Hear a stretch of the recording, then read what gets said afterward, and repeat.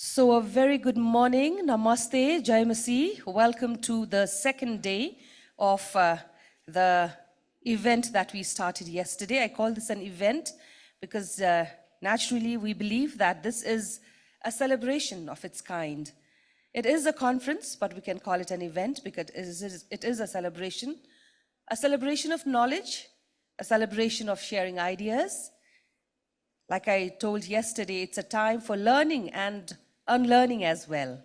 So today as well, on the second day, let's hope and pray that we will have a fruitful and a productive day ahead. This is the International Conference on Palliative Care in Nepal, palliative care for all in rural Nepal. And we have a theme. The theme is Leave No One Behind. So yesterday was the first day. We welcomed our guests and we had 2 sessions of knowledge sharing, direct on-hands experience, and all of us present in the hall and in the event learned a great deal from yesterday's presentations. Today as well, we have other presentations, and today let's expect and hope that we will be learning a lot and sharing a lot of knowledge. So at this moment, I'd like to welcome all of you once again to the second day of Palliative Care Conference here in Kathmandu. I hope for those of us who have come from outside of Kathmandu, you've had a pleasant stay, and I hope Kathmandu has treated you beautifully. We are a bit dusty, but at this moment, but change of seasons, we hope that the dust will settle soon. So thank you very much for your presence once again. At this moment, let me take this opportunity to welcome our special guests on the program. First and foremost, let's welcome the chair of the conference, the executive director of INF Nepal, Krishna Bahadur Adhikari.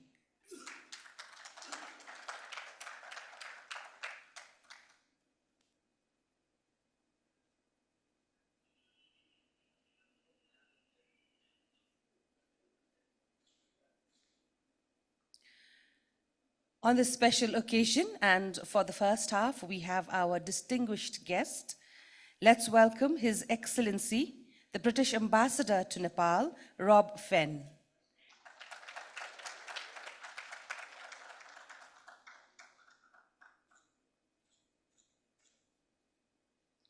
Also, we'd like to welcome Professor Dr. Rajesh Nath Gongol, the Vice Chancellor, Patan Academy of Health Sciences.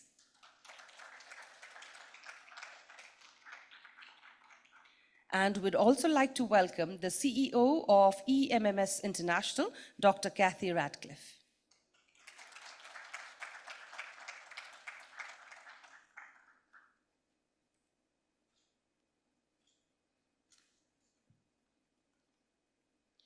Also, we'd like to welcome all the guests that are present in the hall from different parts of Nepal. Also, I'd like to welcome all the INF staff, media persons, and all those who have been invited for the second day of this international conference. It is a pleasure to be with you all. My name is Mahima Pandipatrai, and I am your host for the second day as well. And I will be with you on and off, on stage, off stage, sharing ideas and learning from all you health experts.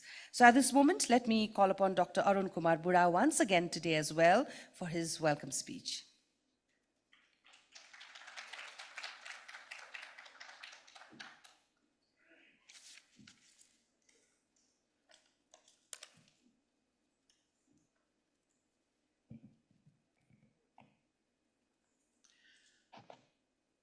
Mr. Chairperson, Krishna Adhikari, the Executive Director of INF Nepal, Your Excellency, Rob Fenn, the British Ambassador to Nepal, Cathy Radcliffe, the CEO of EMMS International, distinguished guests, ladies and gentlemen, namaste and warm greetings to you all.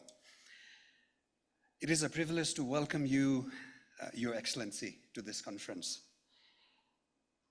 Thank you for your esteemed presence.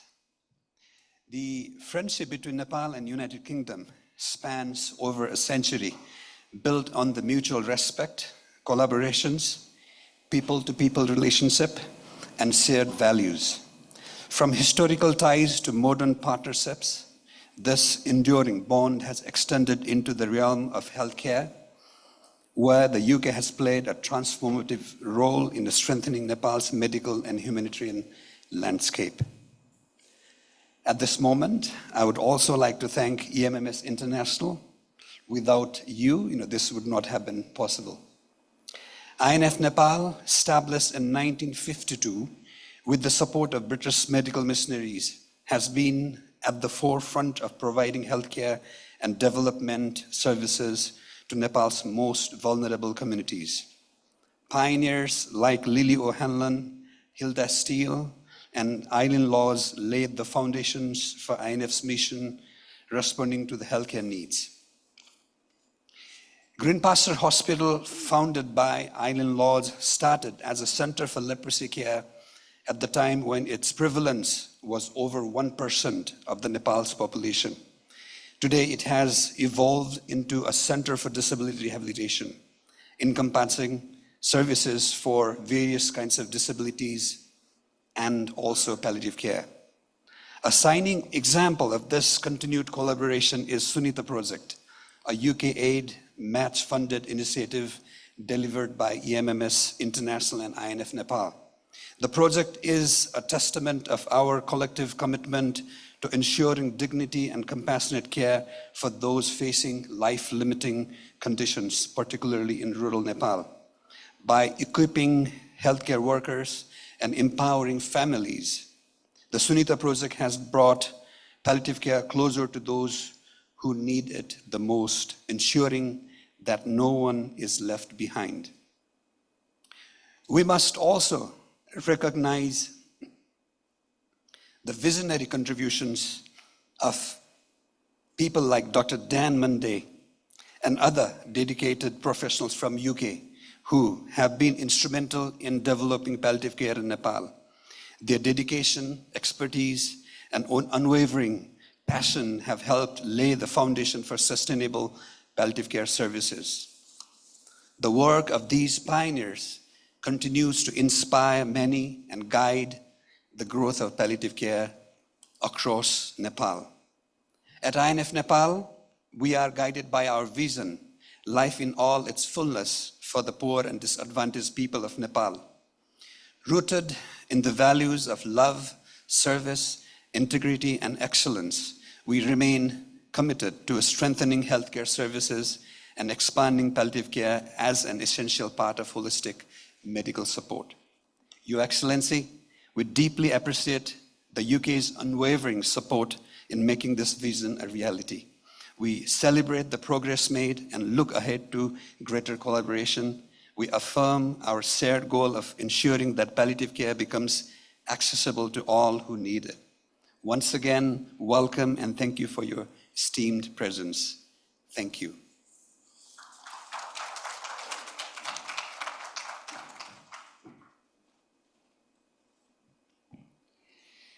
Thank you very much, Dr. Arun Bura, for your welcome speech and for giving us a background of the foundation of INF.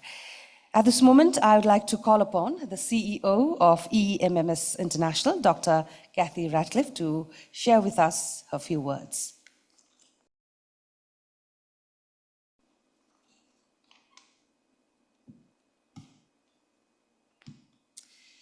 Thank you. It's a real pleasure for me to be here with so many people that I recognise who have created and worked on the Sunita project with me and my colleagues in Scotland, and to be with so many people who have so much to share about palliative care development. Yesterday, I particularly loved hearing from all the researchers who've worked on Sunita and from Dr. Ruth in the film that she sent us, because Dr. Ruth, Dr. Dan and myself worked together very closely in 2020 in particular, but over several years to win the money that made the Sunita project happen.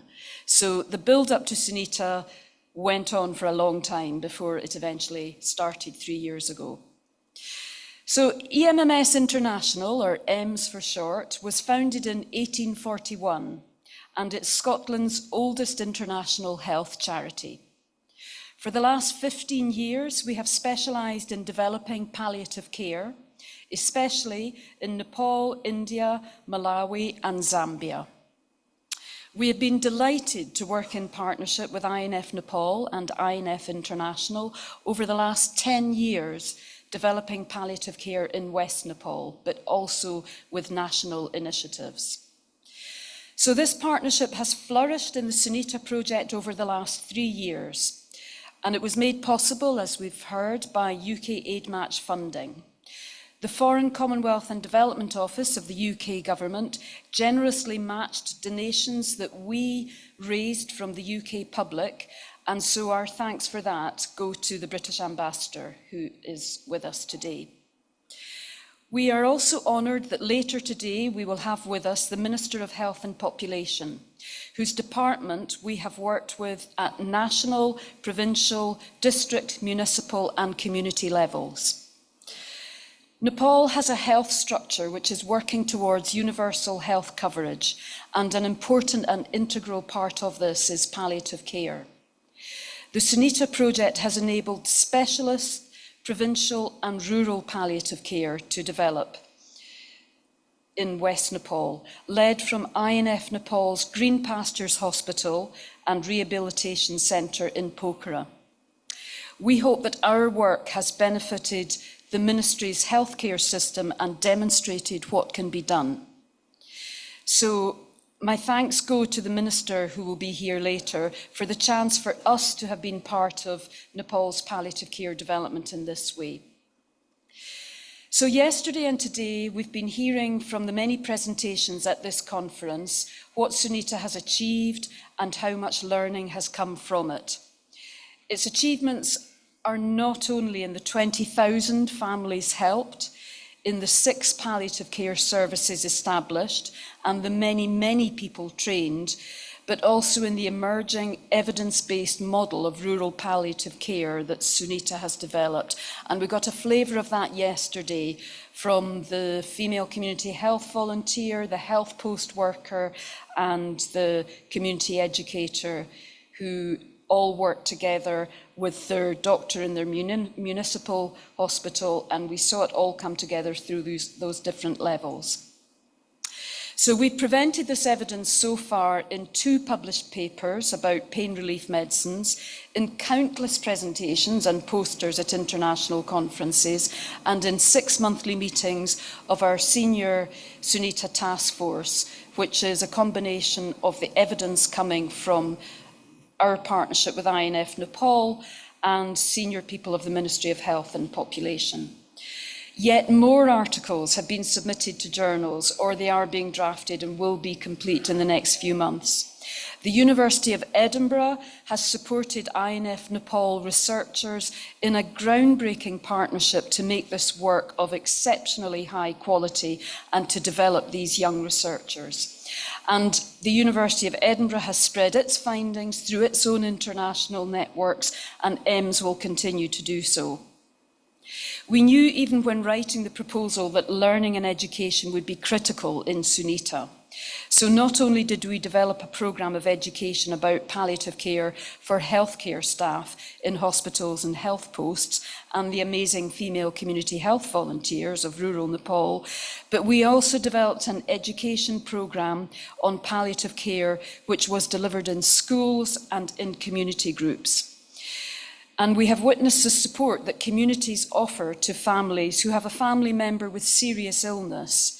And we've been delighted to work with these communities and families to enable their joint caring work, ensuring that their children are free to go to school because they're not doing the caring that rightly is done by adults.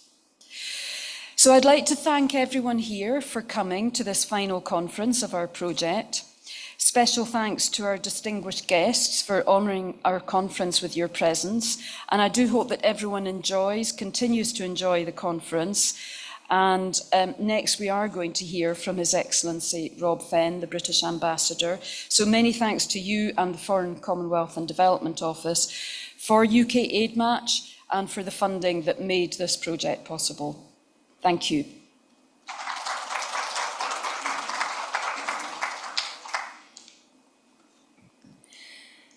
Thank you very much, Dr. Cathy Radcliffe, for giving us again a background of the Sunita project, from whom we heard yesterday.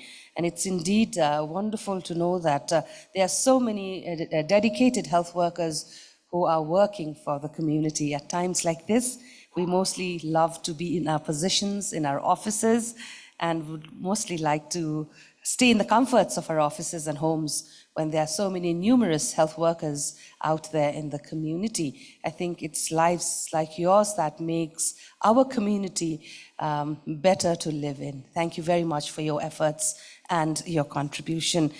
Taking the program forward, we have our distinguished guest with us. So at this moment, may I now call upon His Excellency Rob Fenn, the British Ambassador to Nepal, to share with us his thoughts on the event.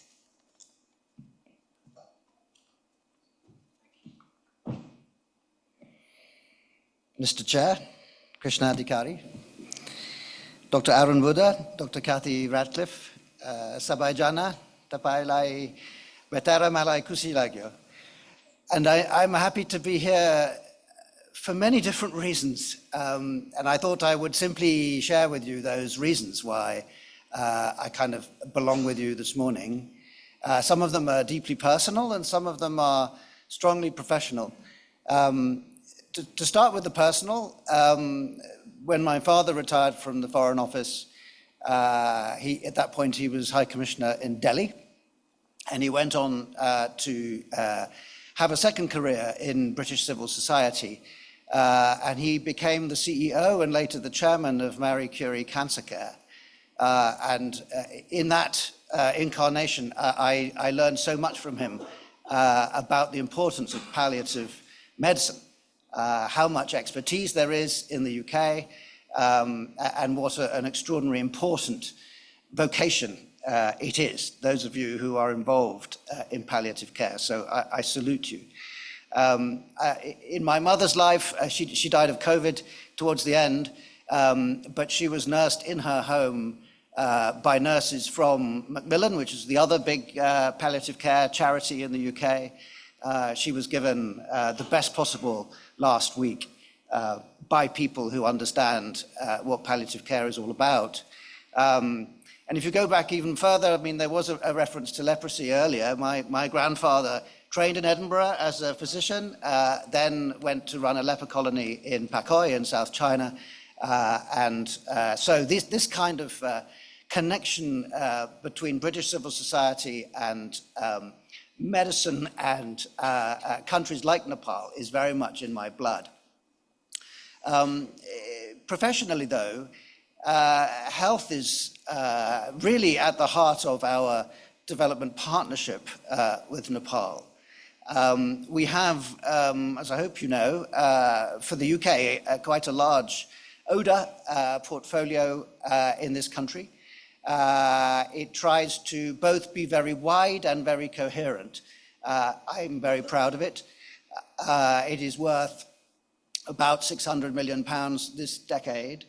And it is into all the parts of Nepal which we think can be strategic in accelerating economic development, principally, but the economic development which leads to the services which Nepali people deserve.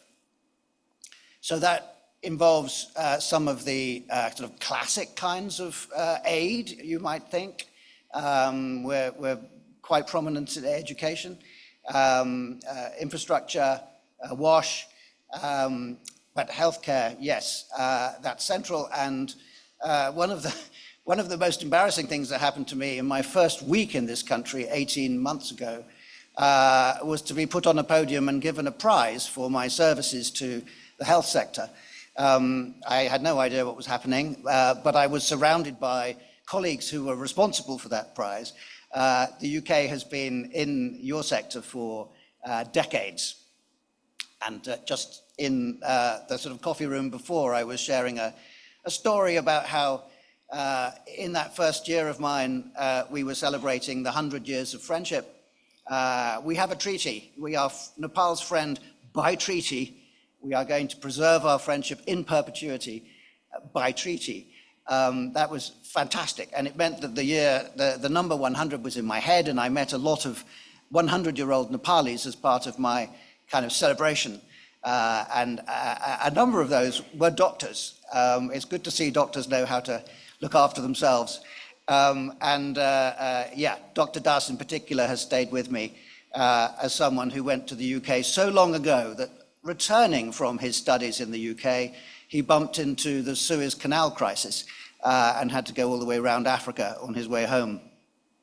So we've been in this sector for a very long time, but we are now in this sector in a number of separate ways. And one of those is, as I say, our development portfolio. But another is what we call our centrally managed programs. We have these CMPs, which are sectoral, not geographic. And the one that Cathy Ratcliffe and her team have been a partner in does match funds with brilliant delivery partners in Edinburgh in this case, and in Nepali civil society, and the British government matches the philanthropy of the British people. And as someone who is really interested in all the connections between the UK and Nepal, I really value this opportunity to learn about what a centrally managed program is doing in, as it were, my patch. Very often we don't share this knowledge, and I'm particularly grateful to Cathy for reaching out to me and making sure I've come and talked to you all this morning and learned about what you are doing together. Because obviously I want our programs to be more than the sum of their parts. And I think in health, we have a really big opportunity to do just that. Some examples of that are around the way your project has been driven very much by data. And I think if there's a theme in British development work here in Nepal, it is around data-driven decision-making, data-driven policy-making, and I have seen some very good examples of that in the health sector in Nepal. Another theme is around helping Nepal realize its own excellent constitution, including the middle tier of government. Making provinces real is close to our hearts, and we work with 3 provinces in particular, Madhesh, Lumbini, and Karnali, and I know this project is present in many of those spaces. And actually, as we are working out how we can help, say, a provincial minister of health be as impactful as he or she can be. And it was in Dang, I think, in Lumbini, where I had a really great example of a health professional, the provincial minister of health, being presented with data which was quite concerning in the area of maternal mortality, and being very visibly driven by that data in the way he prioritized his resources. So you're trying to work at many levels of government administration, so are we. We can learn from each other about how to do that best. Health is a sector which is very hard to federalize. There are obviously many things which are transboundary about health. It needs to be very strong at the center. And I think, particularly when it comes to expensive interventions and kit, health is kind of intrinsically centralized, but it deals with people at every level, wherever they are. And I think getting that balance right between the center and the front line in the province or the Palika is something we all need to get better at. So I will be looking to this project for examples of how the UK and its collaborators in Nepal can be models of data-driven action. I think the last thing I want to say is a salute to civil society as a whole. I think I'm very proud of British civil society. It's kind of the best of Britain. but in many ways it is the least amenable to government control, and that's what makes it the best of Britain. The result is that British civil society interacts with Nepal at a very micro level. It's like a mosaic. There are literally thousands of British people who come to Nepal, fall in love with the country, make lasting friendships, want to continue that relationship, do it in whatever province they are expert at or care about most. And that's how civil society should work, and it clearly is alive and well in Edinburgh. But it means that the ambassador has got really no idea what's going on. Anything that helps me stand back a bit and see what this mosaic looks like is good for the embassy. So I'm very interested in umbrella organizations. We have a wonderful thing in the UK called Brango, which is, it's got two N's in the middle, Britain and Nepal NGO Association. It is an umbrella organization, so if you ever want to just look sideways at other bits of Britain which are Nepal facing, Google Brango, get in touch with them. They're not a funding organization, they are just a kind of brokerage. But it saves people a lot of time and effort just communicating through Brango, and help me make it stronger. Nepal civil society is, of course, also very strong and very different. And I think it's the thing I'm having the most difficulty getting my head around. I am told that there was a flowering of civil society around the time of the peace accords in Nepal, and that since then, civil society has been somewhat captured by politics. People tell me that it's impossible to be just, say, a woman in Nepal. You generally end up being a UML woman or a Nepali congresswoman or so on. And similarly for anything that I might consider a civil society organization, like Chorale seems to be stovepiped in this way. So in the health sector, I'm guessing you are less stovepiped than any other part of Nepali civil society. I think there is something about medical professionals and the people who support you that means you really do care mainly about health. And I think in that respect, you are the healthiest part of Nepali civil society, and I salute you, and I thank you for having me here today.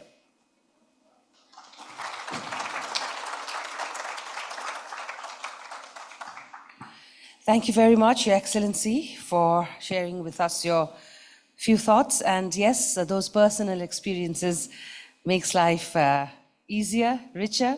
And I think at events and conferences like this, it's the personal experiences that help us to share wider knowledge as well. Thank you very much for sharing with us